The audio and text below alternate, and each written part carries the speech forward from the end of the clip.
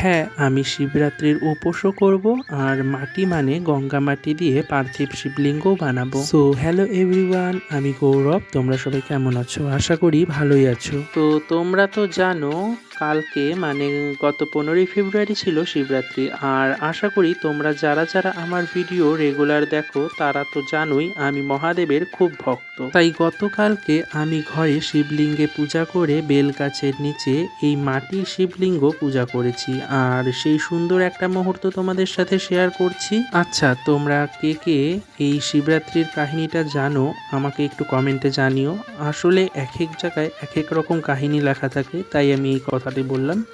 যাই হোক, তোমরা সবাই আমাকে সুন্দর সুন্দর কমেন্ট করো। আর তোমরা কে কে এবার শিবরাত্রির উপোস করলে সেটাও কিন্তু আমাকে কমেন্টে জানিও। যাই হোক, আজ এই ভিডিওটা এই পর্যন্তই থাক। চাই না শিবরাত্রির ফুল ভিডিও তোমাদের সাথে কবে শেয়ার করতে পারবো, কারণটা আশা করি তোমরা এখন সবাই বুঝে গেছো আমি কতটা অলস, সেটাই বলতে চাইছি। যাই হোক, আজ তোমাদের সাথে কথা এত পর্যন্তই থাক। এরপরে আরও কথা হবে, এখনো অনেক অনেক কথা বাকি রয়েছে। তোমরা সবাই ততক্ষণ সুস্থ থাকো, ভালো থাকো, আর সবাই মহাদেবের কাছ থেকে নিজের নিজের ইচ্ছা মতন বর চেয়ে নাও। ততক্ষণ টাটা, বাই। আবার দেখা হচ্ছে নতুন কোনো ভিডিওতে।